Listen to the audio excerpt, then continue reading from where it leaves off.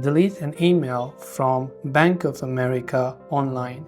If you want to delete an email from your Bank of America's account online, it is fairly simple to do so.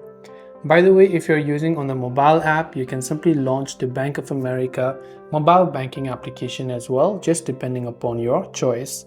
Once you've done that, just tap on the login button and make sure to log in by using your user ID and password. Then tap on the login button over there in order to log into your Bank of America account. Once you've done that, locate and select the option called Settings option, which is usually found in the top right corner. Then navigate to the section for updating personal information or account details. Look for the option to change or manage your email address, and this might sometimes be labeled as email or sometimes contact information. Once you've done that, you will be able to follow the prompts to remove the email and confirm the changes. That is all for this video. I hope the video helped you out. If you have got any further questions, do feel free to leave them down below. As always, thanks for watching and see you in the next video.